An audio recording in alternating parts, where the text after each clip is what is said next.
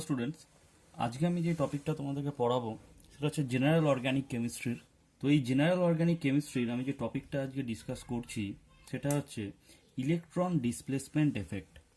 দেখো, এই electron displacement এফেক্টটা কি বলছে যে due to displacement of electron, অর্থাৎ ইলেকট্রনের ডিসপ্লেসমেন্ট হবে, অর্থাৎ ইলেকট্রনের সরণ হবে।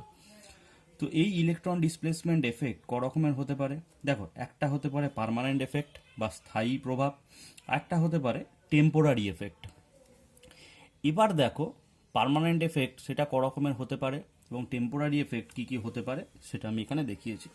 প্রথম দেখো, পার্মানেন্ট এফেক্টের আমি ফার্স্ট যে এফেক্টটার কথা বলছি সেটা হচ্ছে ইন্ডাকটিভ এফেক্ট। এটাকে ক্যাপিটাল আই দিয়ে ডিনোট করা হয় এবং এই ইন্ডাকটিভ এফেক্ট আবার দু রকমের হতে পারে। একটাকে আমরা বলবো প্লাস আই এফেক্ট আর একটা হচ্ছে মাইনাস আই এফেক্ট। নেক্সট যেই পার্মানেন্ট এফেক্ট আমরা পড়বো সেটা হচ্ছে resonance or mesomeric effect. Third আমরা যেটা পড়বো সেটা হচ্ছে হাইপার কনজুগেশন। আমি এক একটা করে টপিক আলোচনা করব এবং টোটালি ইলেকট্রনিক ডিসপ্লেসমেন্ট এফেক্ট এটা আমি শেষ করব। এবার দেখো, টেম্পোরারি এফেক্ট কি কি হতে পারে। টেম্পোরারি এফেক্ট আমি লিখেছি, দেখো, ইন্ডাক্টোমেরিক এফেক্ট অ্যান্ড ইলেকট্রোমেরিক এফেক্ট। এফেক্টগুলো আমি পড়াবো, তখন তোমরা এই জিনিসগুলোকে ফলো করতে পারবে। দেখো, এবার আমি ইন্ডাকটিভ এফেক্ট নিয়ে আলোচনা করছি। ফার্স্ট পয়েন্ট দেখো, shift of sigma electron towards the more electronegative atom. আমি এটা অ্যালকিল হ্যালাইড নিয়েছি, ধরো CH3X। তাহলে এখানে বন্ডিংটা কীরকম আছে আমি যদি এটাকে একটু এক্সপ্যান্ড করে আঁকি, দেখো CH3X। তাহলে এই কার্বন আর এক্স মানে হ্যালোজেন, এই কার্বন আর হ্যালোজেনের মধ্যে তড়িৎ ঋণাত্মক বা ইলেকট্রোনেগেটিভ অ্যাটম কোনটা? নিশ্চয়ই হ্যালোজেন। তো হ্যালোজেন কি করে, এই যে সিগমা বন্ডটা আছে কার্বন আর এক্সের মাঝখানে, এই সিগমা বন্ডের যে ইলেকট্রন এই হ্যালোজেন অ্যাটম নিজের দিকে ড্র করে রাখে, যেহেতু এক্স মোর ইলেকট্রোনেগেটিভ।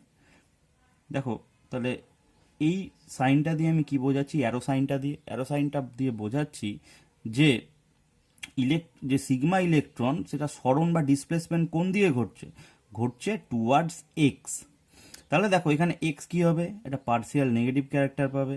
আর কার্বন, যেহেতু এর একটা ইলেকট্রন ডেফিসিয়েন্সির সৃষ্টি হলো, কারণ কি, কারণ এই যে সিগমা ইলেকট্রন সেটাও কার দিকে ঠেলে দিচ্ছে, কার দিকে পুশ করছে? টুয়ার্ডস মোর ইলেকট্রোনেগেটিভ অ্যাটম। ফলে এর একটা ইলেকট্রন ডেফিসিয়েন্সি বা ইলেকট্রন ঘাটতির সৃষ্টি হচ্ছে, এর জন্য এর ডেল্টা প্লাস। তাহলে দেখো, এই যে তোমাকে বললাম যে ইন্ডাকটিভ এফেক্ট, ফার্স্ট পয়েন্টটা shift of sigma electron towards the more electronegative atom, ব্যাপারটা বোঝা গেল। নেক্সট হচ্ছে the effect is transmitted on the adjacent bond. তো দেখতেই পাচ্ছি যে মেনলি এই এফেক্টটা কোথায় পাচ্ছি, যে যেখানে অ্যাডজাসেন্ট বন্ড মানে কি, মানে যেখানে হ্যালোজেন অ্যাটমটা অ্যাটাচড আছে সেই কার্বনটাতে এই এফেক্টটা দেখতে পাচ্ছি। নেক্সট দেখো, it is a weak effect and ceases to operate beyond 2 or 3 carbon atoms. এই জিনিসটা একটু বোঝার চেষ্টা করো, দেখো কি বলতে চাইছে তোমরা এক্ষেত্রে। দেখো যে এইখানে তাহলে কোন কার্বন অ্যাটমটার সাথে হ্যালোজেনটা অ্যাটাচড আছে? নিশ্চয়ই এই কার্বনটার সাথে। তাহলে এই এক্সটা, এই হ্যালোজেন অ্যাটমটা ডেল্টা মাইনাস ক্যারেক্টার অ্যাকোয়ার করবে এবং এটা ডেল্টা প্লাস ক্যারেক্টার অ্যাকোয়ার করবে। এবার একটা জিনিস বোঝার চেষ্টা করো, সেটা হচ্ছে দেখো, তাহলে এই কার্বনটার ইলেকট্রন ঘাটতি তৈরি হচ্ছে। তো এর ঘাটতি মেটাবার জন্যে পাশের যেই কার্বনটা আছে সেই কার্বন অ্যাটমটা খানিকটা ইলেকট্রন এর দিকে পুশ করবে টুয়ার্ডস এই কার্বন অ্যাটম। তখন কি হলো, তখন এই কার্বনটা আবার একটি ইলেকট্রন ঘাটতি সৃষ্টি হলো। তো সেই ইলেকট্রন ঘাটতি পূরণ করবার জন্য, সেই ইলেকট্রন ডেফিসিয়েন্সিটাকে পূরণ করবার জন্য পাশের কার্বন অ্যাটমটা একটু ইলেকট্রন ওর দিকে পুশ করলো। তো এরকম করে দেখা যায় যে এই এফেক্টটা একটু একটু করে তো কমতে থাকছে যত আমি পেছোতে থাকছি। তো দেখা যায় যে এই 2 বা 3টে কার্বন অ্যাটমের পরে আর এই এফেক্টটা দেখা যায় না। তো এই কারণেই বলছে যে it is a weak effect and ceases to operate beyond 2 or 3 carbon atoms. দেখো, it is a permanent effect and operates in the ground state. দেখো, এই যে CH3X বা আমি যে অ্যালকিল হ্যালাইডটা নিয়ে এই ইন্ডাকটিভ এফেক্টটা তোমাদেরকে এক্সপ্লেন করছি, এখানে দেখো এইটা তো একদম গ্রাউন্ড স্টেটে, অর্থাৎ এই মিথাইল হ্যালাইডটা এটা থাকা মানে এই এফেক্টটা কিন্তু থাকবে। যে ডিউরিং রিয়াকশন যে এই ধরনের এফেক্ট দেখা যায় এরকম কিন্তু নয়, এটা ইটসেলফ এটা গ্রাউন্ড স্টেটেই কিন্তু অপারেট করবে। অর্থাৎ অ্যালকিল হ্যালাইড আছে মানেই তাতে কিন্তু এই ধরনের যে এফেক্ট দেখালাম ইন্ডাকটিভ এফেক্ট সেটা কিন্তু শো করবে। রিয়েজেন্টের প্রেজেন্সে বা কোনো রিয়াকশান ঘটছে তখন দেখা যাচ্ছে, এরকম কিন্তু নয়। এই জন্য এই ধরনের এফেক্টকে বলছে পার্মানেন্ট এফেক্ট, অর্থাৎ এটা কারোর ওপর নির্ভরশীল নয়, কম্পাউন্ডটার নেচার কীরকম অর্থাৎ কম্পাউন্ডটার স্ট্রাকচার কীরকম তার উপরে কিন্তু ডিপেন্ড করবে যে এই ধরনের এফেক্ট থাকবে কি থাকবে না। এবার আমি দেখাচ্ছি যে inductive effect is indicated by I, সেটা আমি এর আগেই বলেছি। এবার যখন কোনো গ্রুপকে আমি দেখব যে সে কী করছে, সে ইলেকট্রন পুশ করছে, ইলেকট্রন ঠেলে দিচ্ছে, তখন আমি সেটাকে বলবো যে সে প্লাস আই এফেক্ট শো করছে। আর যখন কোনো অ্যাটম বা গ্রুপকে দেখব যে সে ইলেকট্রনটাকে নিজের দিকে টেনে নিচ্ছে অর্থাৎ ইলেকট্রনটাকে উইথড্র করছে, তার দিক থেকে আমি এই ধরনের এফেক্টকে বলবো মাইনাস আই এফেক্ট। তাহলে দেখো এখানে যে অ্যালকিল গ্রুপটা, এখানে যে আমি যেই মিথাইল গ্রুপটা নিয়েছি, দেখো এই মিথাইল গ্রুপটা কি করছে, ইলেকট্রনটাকে পুশ করছে, ঠেলছে কোন দিকে, টুয়ার্ডস মোর ইলেকট্রোনেগেটিভ অ্যাটম। তখন আমি বলবো যে এই মিথাইল গ্রুপটার প্লাস আই এফেক্ট আছে, কারণ ইলেকট্রন পুশ করছে। দেখো এবার এক্স এর দিক থেকে ভাবো, এক্স কি করছে, এক্স নিশ্চয়ই ইলেকট্রনটা নিজের দিকে উইথড্র করছে, নিজের দিকে ড্র করে রাখছে। তার মানে উইথ রেসপেক্ট টু এক্স অর্থাৎ এক্স এর দিক থেকে দেখলে আমি দেখব যে এক্সটা নিজের দিকে ইলেকট্রনটাকে ড্র করছে, তার মানে এক্স কিন্তু মাইনাস আই এফেক্ট শো করছে। তাহলে প্লাস আই আর মাইনাস আই তোমাদের নিশ্চয়ই বোঝা গেল। এবার দেখো আমি কিছু গ্রুপ দেখাচ্ছি যারা মাইনাস আই এফেক্ট শো করে। তোমরা কিন্তু এই অর্ডারটা খাতায় নোট করে নাও, এইটাই হচ্ছে এদের order, minus I effect show করার। কিছু গ্রুপ বা কিছু স্পিসিস দেখিয়েছি, যেই স্পিসিসগুলো কি করে, তারা কিন্তু প্লাস আই এফেক্ট শো করে। আমি অর্ডারটা দেখিয়েছি, তোমরা কিন্তু এই অর্ডারটাকে খাতায় লিখে নাও, এটা কিন্তু খুব ইম্পর্টেন্ট, এবং এর পরে যখন বিভিন্ন এক্সাম্পল করব তখন কিন্তু এইগুলোর অ্যাপ্লিকেশান পাবো। নেক্সট দেখো আমরা যে এফেক্টটা পড়ছি এটা হচ্ছে মেসোমেরিক এফেক্ট বা এটাকে রেজোন্যান্স এফেক্টও বলা হয়ে থাকে। দেখো এক্ষেত্রে আমি কি করেছি, দেখো ধরো আমি একটা কার্বনিল গ্রুপ নিয়েছি, এই কার্বন এবং অক্সিজেনের মধ্যে দেখো ডবল বন্ড আছে, একটা সিগমা বন্ড এবং একটি পাই বন্ড। তাহলে যখন এই পাই বন্ডের শিফট হয় টুয়ার্ডস মোর ইলেকট্রোনেগেটিভ অ্যাটম, এই ধরনের এফেক্টকে আমি বলতে পারি মেসোমেরিক এফেক্ট বা রেজোন্যান্স এফেক্ট। ব্যাপারটা কি আমি এক্সপ্লেন করছি দেখো। তাহলে এর আগে আমি ইন্ডাকটিভ এফেক্টে কি পড়েছিলাম, ওখানে কিন্তু দেখেছিলাম যে সিগমা ইলেকট্রনের কিন্তু স্মরণ ঘটছে বা সিগমা ইলেকট্রনের ডিসপ্লেসমেন্ট ঘটছে। তো এখানে তাহলে ইলেকট্রন কোন ইলেকট্রনের ডিসপ্লেসমেন্ট ঘটছে, এখানে কিন্তু পাই ইলেকট্রনের ডিসপ্লেসমেন্ট ঘটছে টুয়ার্ডস মোর ইলেকট্রোনেগেটিভ অ্যাটম। দেখো কার্বন আর অক্সিজেনের মধ্যে which one is more electronegative, নিশ্চয়ই অক্সিজেন। তাহলে দেখো যেখানে আমি ওই জন্য ফার্স্ট পয়েন্টে লিখেছি shift of pi electron towards the more electronegative atom of A pi bond, অর্থাৎ এই পাই বন্ডটার মধ্যে যেটা মোর ইলেকট্রোনেগেটিভ সেই দিকে পাই ইলেকট্রনের শিফটটা হচ্ছে। দেখো this effect is permanent effect and operates in the ground state, এটাও সেই সেম কথা, অর্থাৎ কম্পাউন্ডটার স্ট্রাকচার কীরকম তার উপরেই কিন্তু এটা ডিপেন্ড করবে। কোনো রিয়েজেন্ট আসছে নাকি কোনো রিয়াকশানে পার্টিসিপেট করছে ওই সময় যে এফেক্টটা দেখাচ্ছে এরকম কিন্তু নয়, এটা কম্পাউন্ডটার স্ট্রাকচার যেরকম সেই স্ট্রাকচার অনুযায়ী কিন্তু গ্রাউন্ড স্টেট থেকেই এরা এই এফেক্টটা শো করবে। ওই জন্যই বলছি এটা পার্মানেন্ট এফেক্ট এবং এটা গ্রাউন্ড স্টেটেই অপারেট করে। নেক্সট দেখো this is much strong effect and thus can be transmitted as long as the conjugation is present. এটা খুব একটা ভাইটাল পয়েন্ট, এই পয়েন্টটা এই কারণেই ভাইটাল। দেখো কিছুক্ষণ আগে যখন আমি ইন্ডাকটিভ এফেক্ট পড়ালাম তখন কিন্তু আমি একটা কথা তোমাদেরকে মেনশন করেছিলাম, যেটা হচ্ছে একটা উইক এফেক্ট এবং 2 থেকে 3টে কার্বন পরে কিন্তু আর এই এফেক্টটা সেরকমভাবে শো করে না, এটা আমি ইন্ডাকটিভ এফেক্টের ক্ষেত্রে পড়িয়েছি। এবার দেখো এটা বলছে যে যতক্ষণ পর্যন্ত কনজুগেশন প্রেজেন্ট থাকবে ততক্ষণ পর্যন্ত কিন্তু এই এফেক্টটা কিন্তু চলতে থাকবে। এটা কিন্তু কার্বন নাম্বারের ওপর ডিপেন্ড করছে না যে কটা কার্বন আছে তার ওপর, সেরকম কিন্তু নয়। এখানে কিন্তু যতক্ষণ তোমার কনজুগেশন প্রেজেন্ট থাকবে ততক্ষণ এই এফেক্টটা চলতে থাকবে। এর আগে যেরকম আমি প্লাস আই আর মাইনাস আই এফেক্ট পড়িয়েছিলাম এক্ষেত্রেও একই রকম কথা। এই প্রসঙ্গে আরেকটা কথাও তোমাদেরকে মাথায় রাখতে হবে, সেটা কিন্তু যখন প্লাস এম বা প্লাস আর এফেক্ট শো করবে দেখব যে সেটা নন বন্ডেড ইলেকট্রন পেয়ার যেটা আছে বা যেটা লোন পেয়ার বলে, সেই লোন পেয়ার দিয়ে কিন্তু বা মাইনাস চার্জ যদি থাকে সেই মাইনাস চার্জ দিয়ে বা লোন পেয়ার দিয়ে আর এফেক্ট কিন্তু শো করা যায়। তো এক্ষেত্রে দেখো আমি যেটা দেখছি মাইনাস এম আর মাইনাস আর এফেক্ট যুক্ত কয়েকটা গ্রুপ দেখছি, যেমন সিএইচও মানে aldehyde group, ketone group, cyanide, nitro group, carboxylic acid group, ester group etcetera, এরা কিন্তু মাইনাস এম বা মাইনাস আর এফেক্ট শো করবে। কিছু প্লাস এম বা প্লাস আর এফেক্ট শো করতে পারে, এরকম গ্রুপ হচ্ছে NH2, NHR, NR2, OH। দেখতে পাচ্ছ এই লোন পেয়ার, আমি দেখাবো কি করে রেজোন্যান্সে পার্টিসিপেট করছে, হ্যালোজেন এটসেট্রা, এরা কিন্তু প্লাস আর এফেক্টও শো করতে পারে। দেখো একটা পয়েন্ট তোমাদেরকে বলছি, দেখো এই যে OR গ্রুপটা কি, এ নিশ্চয়ই ইলেকট্রন উইথড্রয়িং এফেক্ট শো করবে, ইলেকট্রনটা নিজের দিকে ড্র করতে চাইবে, কারণ দেখতেই পাচ্ছি কার্বন আর অক্সিজেনের মধ্যে অক্সিজেন হচ্ছে মোর ইলেকট্রোনেগেটিভ।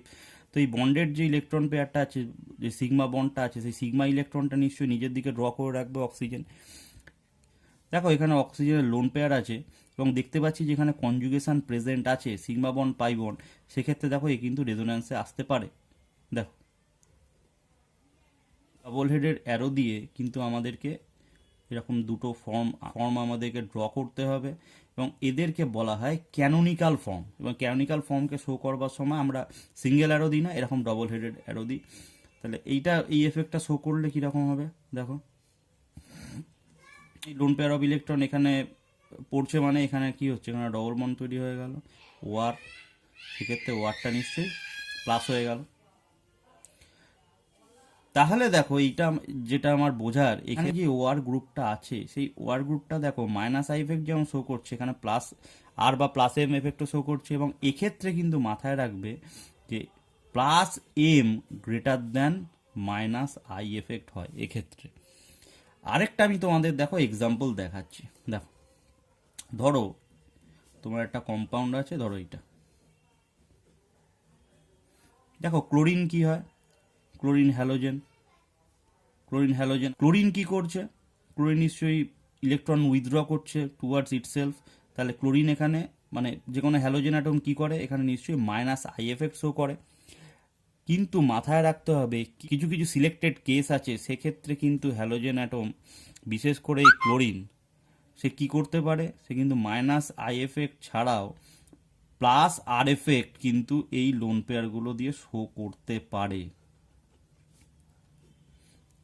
তবে এইগুলো কিন্তু স্পেশাল কেস, এটা কিন্তু যে কোনো ক্ষেত্রে দেখা যায় না, কিছু কিছু স্পেশাল কেসেই কিন্তু আমরা দেখতে পাই। জেনারেলি যেটা হয় মাথায় রাখবে, হ্যালোজেন অ্যাটমগুলোর ক্ষেত্রে minus I greater than plus M হয়। এই ধরনের এফেক্ট আমি যেটা দেখালাম অর্গানিকে কিছু কিছু কেস আছে, সেক্ষেত্রে শো করে। আমি যখন পড়াবো বিভিন্ন এক্সাম্পল দেখাবো তখন আমরা দেখতে পাবো। কিন্তু হ্যালোজেন অ্যাটমদের ক্ষেত্রে মাথায় রাখবে ওদের কিন্তু minus I greater than plus M হয়। দেখো এই যে কম্পাউন্ডটা আমি ড্র করেছি, এই কম্পাউন্ডটার নাম হচ্ছে অ্যানিলিন।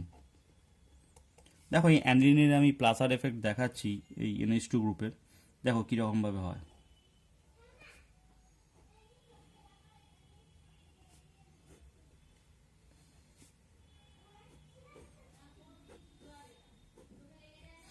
আচ্ছা, এই জায়গাগুলোতে কি আছে তোমরা জানো যে এই জায়গাগুলো কিন্তু কার্বন আছে। দেখো এখানে আমি 6টা তাহলে কার্বন পাচ্ছি, বেনজিনের যে 6টা কার্বন আছে। এই নাইট্রোজেনটা দেখো, এই লোন পেয়ারটা যখন এইখানটায় আসছে দেখো, তখন কি হবে, তখন এইখানে যে কার্বনটা আছে এই কার্বনটার তখন ভ্যালেন্সি কতই আছে, 5টা হয়ে যাচ্ছে। তা কার্বন 5টা বন্ড করবে না, সাথে সাথে এই যে পাই বন্ডটা এই কিন্তু শিফট হয়ে এই কার্বনটার ওপরে এলো। তাহলে ছবি কি হবে আমি জাস্ট দেখে দেখে আঁকবো। দেখো নাইট্রোজেন এখানে দেখো double bond, NH2 lone pair দিয়ে দিয়েছে, তাহলে এখানে প্লাস। তাহলে এই পাই বন্ডটা যদি এই কার্বনটার উপর শিফট হয়, এখানে নিশ্চয়ই এটা নেগেটিভ। এবার দেখো minus single bond pi bond, তাহলে নিশ্চয়ই কনজুগেশন প্রেজেন্ট আছে। এটা দেখো আবার ফার্দার রেজোন্যান্সে আসবে এই, এবার এই কার্বনে কিন্তু নেগেটিভ চার্জটা চলে এলো। দেখো তার নেক্সট ক্যানোনিক্যাল ফর্ম কি হবে,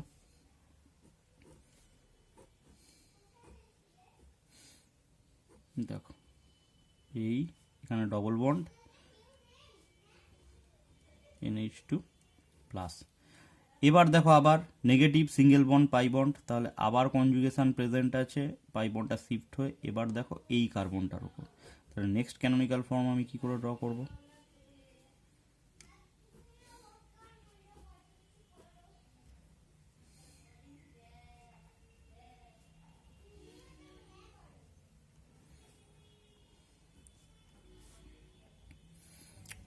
তো লাস্টে আমরা কি দেখাতে পারি, আবার সেই প্রাইমারি যে স্ট্রাকচারটা আছে সেই স্ট্রাকচারটা থেকে ফেরত আসতে পারি।